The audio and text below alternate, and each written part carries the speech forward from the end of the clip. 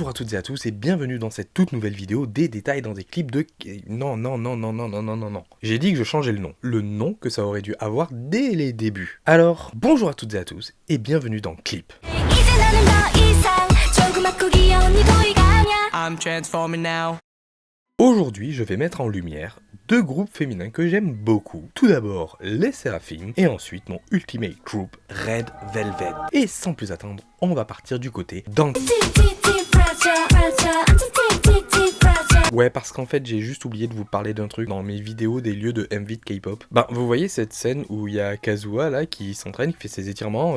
En fait, ça se trouve à Yongsan Station, là où ont été tournés les clips TGIF de XG, et aussi Dawn de Navis. Et donc, je vous renvoie sur la vidéo pour découvrir le lieu. Voilà. J'avais juste oublié de vous mentionner ça. Bon, maintenant on va partir un peu plus dans l'analyse de clips de MV, parce que c'est censé être le but de ces vidéos. Et pour cela, ce premier clip que nous allons analyser, c'est...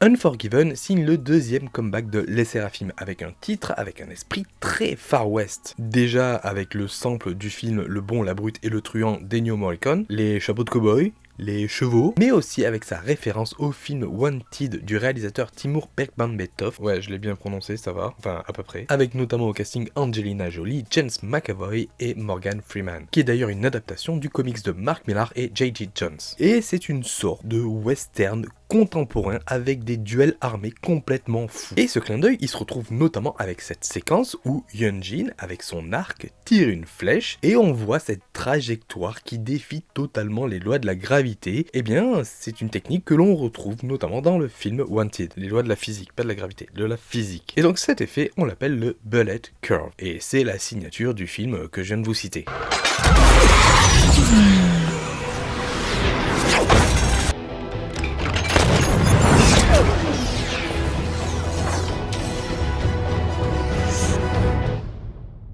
Mais bien sûr.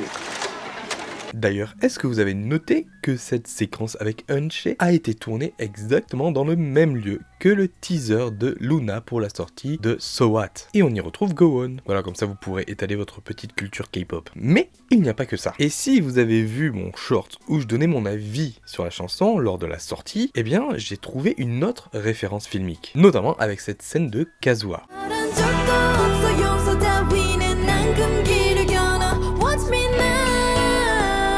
C'est magnifique, non? Avec Kazuha qui est là, avec ses draps blancs immenses qui constituent ses ailes d'ange. Eh bien, cela fait très certainement référence au film The Cell de Tarsem Singh, avec au casting Jennifer Lopez et Vince Vaughn. J'ai jamais réussi à prononcer son nom. Bref, lui. Bon, le film, il est un peu sous-coté. Il est pas incroyable non plus, mais je trouve que c'est un bon thriller avec une photographie, une mise en scène, un travail de la lumière, des décors, des costumes, des couleurs qui est juste magnifique. Et d'ailleurs, une de ces magnifiques scènes, c'est celle-là, où vous avez Jiro qui se retrouve face à ce démon qui a attaché à son dos des draps immenses comme des ailes qui sont violets, et on fait très facilement le lien entre le clip de Les Seraphim et le film de Tarsem Singh.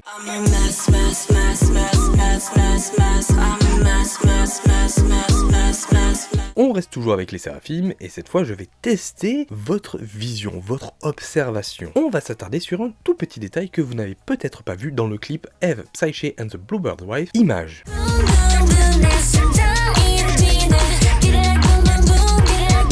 Est-ce que vous avez trouvé? Eh bien, il s'agit de ce petit tableau à l'arrière-plan. C'est une reproduction d'un tableau de Paul Cézanne, intitulé Pomme. Tout simplement. Et il est exposé au Metropolitan Museum de New York. Bien entendu, cela fait un lien évident avec le titre de la chanson, avec le personnage d'Eve, vu que le fruit défendu de la connaissance est aujourd'hui dans l'imaginaire collectif assimilé à une pomme, eh bien vous avez le lien entre les deux. Mais c'est marrant de voir quand même des petits détails comme ça, un tableau qui renvoie à la musique. Bon, après, vu que la vidéo elle est là pour vous apprendre des trucs, on va parler un peu de Paul Cézanne. Paul Cézanne, il est né en 1839 et il est mort en 1906. Il s'est fait remarquer à travers sa peinture pour ses recherches entre la forme et les couleurs. Il est vite passé par la case impressionniste, il est un des précurseurs du cubisme, il est considéré comme le père de la peinture moderne, et c'était un gros fan d'Aix-en-Provence Provence au vu de ses peintures. Et je vous conseille de vous pencher sur l'œuvre de Cézanne parce que c'est assez intéressant de voir comment sa peinture va évoluer en passant vraiment à ses tout débuts très figuratifs et vers la fin de sa carrière où ça va être beaucoup plus abstrait. On retrouve aussi pas mal de genres propres à la peinture impressionniste, comme la nature morte, les paysages, les portraits. Mais Cézanne, il se distingue avec son approche de la forme, de la touche, mais aussi de la couleur. Et c'est un mec qui aime la chaleur, Vous pouvez voir toutes ses œuvres, vous verrez très souvent des palettes assez chaudes avec des couleurs vives. Sur certains tableaux, on entendrait presque chanter les cigales. Et bon, revenons aux pommes, parce que Cézanne et les pommes, c'est une grande histoire d'amour. Il aurait peint près de 70 tableaux représentant ce fruit. Ça fait beaucoup là, non? Et il y a plusieurs explications sur son intérêt pour les pommes, dont une première qui est assez profonde, je vous le garantis. Et c'est le critique d'art Giovanni Testori qui va y voir une représentation du divin. Donc faut savoir que ce gars c'était le membre numéro 1 du fandom de Cézanne. Et donc ce divin, on le retrouverait dans tout ce qui est ordinaire. Bon, même si ça a l'air un peu tiré par les cheveux, je vous laisserai voir un article, je vous mets le lien dans la description, et ça décrit un peu plus la pensée du gars. Mais Cézanne lui-même aussi, à travers des lettres, on a pu voir qu'il faisait des références justement à cet aspect un peu plus divin. Il parlait notamment de terre promise, comme avec Moïse, et il comparait ça par rapport à sa quête dans son travail de la peinture. En gros, l'idée c'est que Cézanne, il transforme quelque chose d'ordinaire en quelque chose d'extraordinaire, mais qui est lié au divin, à la création, enfin à la création divine, notamment à travers la répétition et sa fascination pour cette pomme.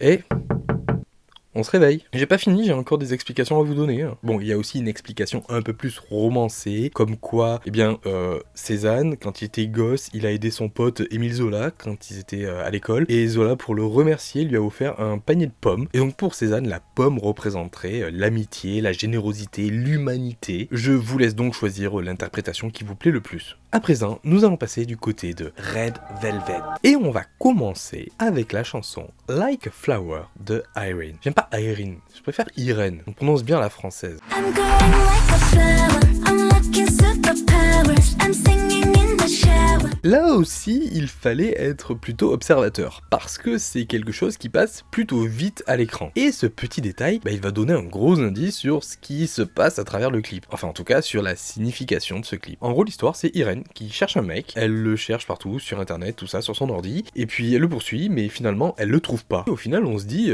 est-ce qu'il existe vraiment ce mec? Pas sûr. Et ce qui appuie encore plus le doute, c'est ce livre. Oui, celui-là, il fallait faire pause. Il s'agit de la nouvelle de Carlos Fuentes, Aura. Ça va aborder la question de la double identité. Je vous fais un bref résumé de l'histoire. Enfin, pas trop pour pas vous spoil non plus. C'est l'histoire de Felipe Montero qui trouve un job qui consiste à éditer les mémoires d'un général décédé. Et donc, il va bosser dans une maison. Et dans cette maison, il y a deux femmes. Consuelo, la veuve du général, et sa jeune nièce Aura. Et le mec, avec le temps, il va finir par développer des sentiments et entretenir une relation avec Aura. Sauf que, il semblerait que le lien entre Consuelo et Aura soit plus étrange qu'il n'y paraît. Et Felipe, il se retrouve dans une situation très mystérieuse. Franchement, c'est hyper intriguant. Bon, je vais pas vous en dire plus, même si je pense que vous allez piger après avec mon raisonnement sur le clip de Irène. D'ailleurs, il y a aussi une particularité, c'est que cette nouvelle, elle est écrite à la deuxième personne, avec tu. Et ça donne une sensation particulière parce qu'on se retrouve à la place du protagoniste principal. Et justement, par rapport à cette question de la double identité,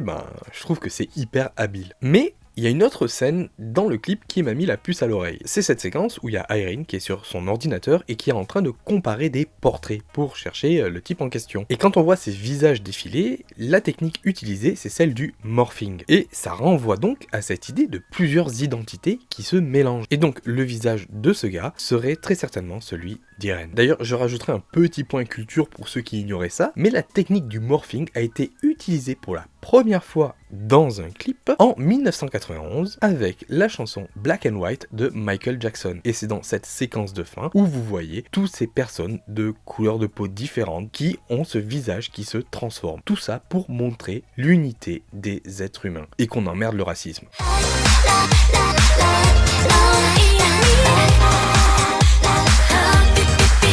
À présent, on va revenir quelques années en arrière pour parler du clip Russian Roulette. Un clip qui a pas mal marqué les fans, notamment avec sa référence à Tom et Jerry, enfin plus à Itchy and Scratchy, et aussi avec son ton d'humour noir, sa vibe très colorée qui contraste entre les deux avec les membres qui essayent de s'entretuer. C'est plutôt original. D'ailleurs, c'est une thématique qui a été reprise aussi dans le clip Devil de CLC. Pareil avec les filles qui se font des crasses et aussi ces couleurs vives qui sont très présentes. Mais il y a une petite référence que j'ai trouvé à travers ce clip. Au vu de la personne qui était en charge de la direction artistique de Red Velvet à cette époque, eh bien ça m'étonnerait pas que ça serait cette référence là. Et bon, cette personne c'est Min Hee-jin. Alors il s'agit des séquences à la piscine. Il y en a pas beaucoup et il s'agit surtout d'un plan. Ce plan-là que vous pouvez voir, eh bien je pense très fortement que c'est une référence à l'œuvre photographique de Maria Svarbova. Et vu que Min Hee-jin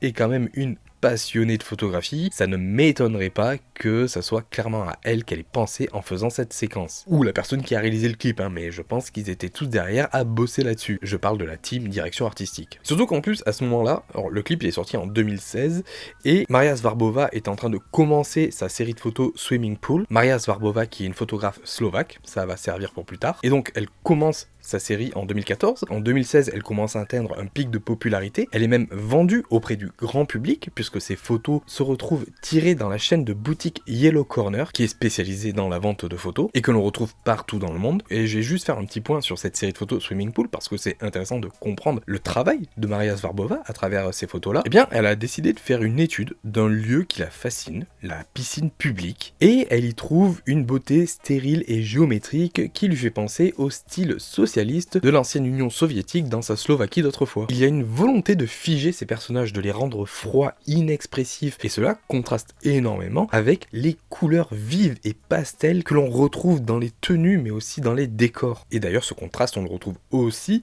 avec les membres de Red Velvet à travers le clip de Russian Roulette où on voit les personnages avec ces visages froids et autour d'elles ces couleurs vives avec un aspect très cartoonesque censé être mignon. Et même on le voit avec ce plan, lorsqu'elles sont assises au bord de la piscine, leurs visages sont fermés, elles sont complètement figées. Donc là, s'il n'y a pas un lien évident, quoi? Vous en doutez encore? Vous voyez ça? Smikačka. Et ça, Kravodi. Ben, c'est du slovaque. Et ça veut dire toboggan et profondeur de l'eau. Voilà, c'est QFD.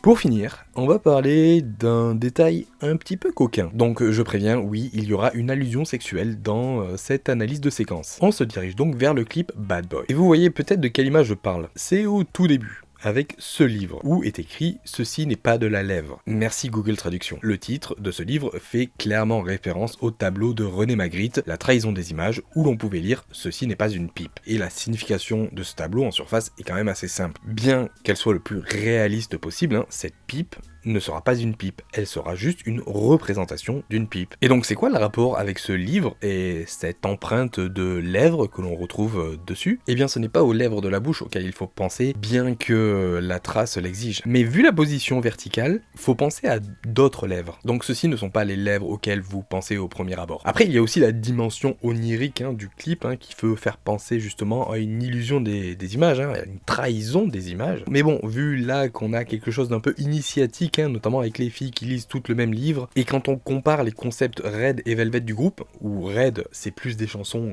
sur un amour candide, un amour juvénile, et Velvet sur un amour un peu plus mature, eh bien faut pas chercher bien loin. Et bon sang, vous avez vu, Yeri avait déjà teasé les débuts de Miao. Je crois bien que je vais finir cette vidéo sur cette blague pourrie.